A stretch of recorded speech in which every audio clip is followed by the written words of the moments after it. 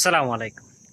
অনেকে আমাকে জিজ্ঞাসা করেন, ভাই আপনি ড্রাইভিং করেন, মাঝে মধ্যে দেখি আপনি ওয়েল্ডিং করেন বা আপনি এই বিভিন্ন কাজ করেন, আসলে আপনি কি কাজ করেন? অনেকে আমার এটা জিজ্ঞাসা, আপনি কি কাজ করেন? ভাই আমি যে কাজটা করি হলো এটা হলো, দেখেন এই যে একটা বিশাল বড় ঘর দেখতেছেন, এটা হলো একটা ফ্রিজ। আপনাদের বাসা বাড়ির যে ছোট ছোট ফ্রিজ আছে না, আর এটার হলো এই বড় ফ্রিজ। দেখেন এই বিশাল বড় একটা, এটা হলো ফ্রিজ, দেখতে পারতেছেন? এই পুরোটা একটা ফ্রিজ। এই যে ফ্রিজটা, এই যে তিনটা ফ্যান দেখতেছেন, এটা হলো ইনডোর সাইড বা ইনসাইডের যে ফ্যানটা।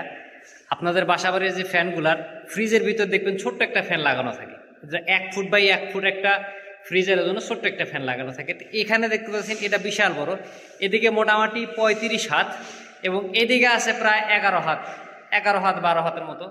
এত বড় একটা ফ্রিজের জন্য এই যে মেশিনটা সেটিং করা আছে। এবং আউটডোরের যে মেশিনটা দেখেন, এইটা হলো আউটডোর।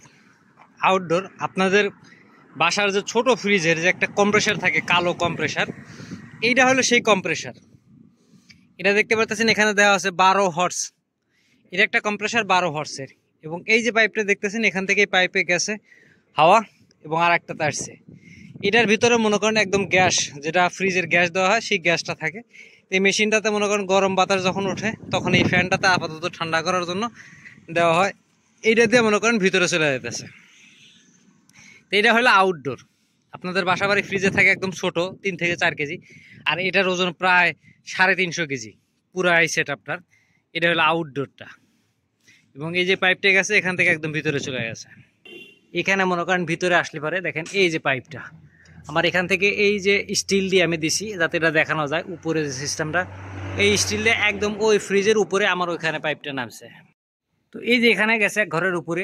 এই যে দেখতেছেন একটা প্যানেল বোর্ড বা সুইচ বোর্ড যেটাই বলেন, এটা পুরা নিয়ন্ত্রণ করবে এই প্যানেল বোর্ডটা। এখানে সমস্ত কিছু অটোমেটিক সিস্টেম করা আছে। আমাদের ফ্রিজের যেরকম টেম্পারেচার ঠিক হইলে ফ্রিজটা বন্ধ হয়ে যায়, এরপরে আবার যখন টেম্পারেচার বেশি হয় তখন চালু হয়। তো এই হলো সেই সিস্টেম, একদম অটোমেটিক এই একটা ফ্রিজ। তো যারা আমার জিজ্ঞাসা করেন যে ভাই আপনাকে ড্রাইভিং দেখি, এরপরে আপনি বিভিন্ন কাজ করেন, ভাই আমি হইলো মূলত এই যে ফ্রিজটা দেখতেছেন, এই ফ্রিজটার যে মেকানিক্যালের যে কাজটা, মানে এই ফ্রিজটার সেটিং যেটা, আমি এই সেটিংয়ের কাজটা করি। এবং বিভিন্ন জায়গায় দেখা যায় যে এই সেটিং করার পরে হয়তো অনেক জায়গায় সমস্যা হয়, যেমন আপনাদের ফ্রিজেরই মাঝে মধ্যে গ্যাস থাকে না বা এটা সেটা সমস্যা হয়। তো এরকম সমস্যা হয়ে যায়। তো এই সমস্যাগুলো হইলে আমরা সেইগুলো ঠিক করতে যাইতে হয়। তো যখন আমার বাসা থেকে আমি বিভিন্ন জায়গায় কাজের জন্য জেদ্দার বিভিন্ন জায়গায় এবং মক্কা মদিনা তায়েব সব জায়গায় যাই, যখন এই জায়গাগুলো যাই, এই যাওয়ার জন্য যে ট্যাক্সিতে আমি যাই, ট্যাক্সিতে গেলে প্রচুর পরিমাণে খরচা হয়। কারণ সৌদি আরবে তো জানেন ট্যাক্সিতে গেলে প্রচুর খরচার কারণে আমি মনে করেন যে এই যে খরচাটা যাতে না হয় এই জন্য কোম্পানি থেকে আমাদের এরকম একটা গাড়ি দিয়ে দেয়। এই যে গাড়িটা দিছে আমারে কোম্পানি থেকে, আমি ড্রাইভিং লাইসেন্স করে আমি গাড়িটা নিয়ে আমি বিভিন্ন সময় বিভিন্ন কাজে যাই। তো দেখেন এখানে আমার কোম্পানি আরো 2 জন আসছে, এরা ইলেকট্রিশিয়ানে কাজ করে। বলতে আমার এই কম্প্রেসার চালানোর জন্য তার লাগবে। এখানে দেখেন যে 25 মিলির তার, কারণ আমার এখানে হলো 380 ভোল্টের কারেন্ট। দেখতে পাচ্ছেন এই যে বোর্ড, এখানে একটা নতুন বোর্ড লাগাইবে। মানে এরা হলো আউটডোরের যে কাজটা, এরা বাহির থেকে আমারে তার দিয়ে আমারে ওই বোর্ড পর্যন্ত আবার আমার প্যানেল বোর্ড পর্যন্ত এরা লাইন দিয়ে দিবে। তো আমি যে কাজটা করি সেটা ভাই মাঝে মধ্যে এরকম প্রচন্ড রোদের ভিতর হয়, প্রচন্ড তাপ গরম। এরপরে আবার মাঝে মধ্যে যখন ইনসাইডে ভিতরে, যখন ফ্রিজের ভিতরে যখন কাজ করি তখন প্রচন্ড ঠান্ডা। এই হলো অবস্থা। আমি এই ফ্রিজারে কাজ করি, সেই সাথে আমার গাড়ি নিয়ে বিভিন্ন জায়গায় যাতায়াত করা লাগে। দেখতে পাচ্ছেন এখানে কি অবস্থা তারের। এই দেখেন এই যে নতুন বোর্ড লাগানো হলো, এখান থেকে যে তার চলে আসে উপরে, আমার ওখানে চলে আসে। এখন আমার মেশিন স্টার্ট হয়ে গেছে।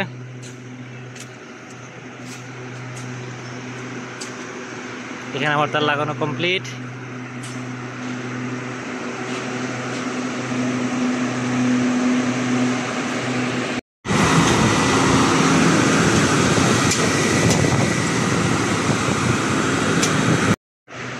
আমি মূলত এই ফ্রিজারে মেকানিক্যালে কাজ করি। আমার এই কাজের জন্য যখন যাই এদিক সেদিকে তখন আমি গাড়ি নিয়ে যাই। আমি আসলে মূলত এই ফ্রিজের মেকানিক। তো যারা পুরো ভিডিও দেখছেন তাদের অসংখ্য ধন্যবাদ। এমন আরও ভিডিও দেখতে চাইলে অবশ্যই আমার পেজটা ফলো করে দিবেন। যারা ইউটিউব থেকে দেখতেছেন তারা ইউটিউবটা সাবস্ক্রাইব করে দিবেন। যাই হোক, সবাই ভালো থাকবেন, দেখা হবে আবার নতুন কোনো ভিডিওতে। আল্লাহ হাফেজ।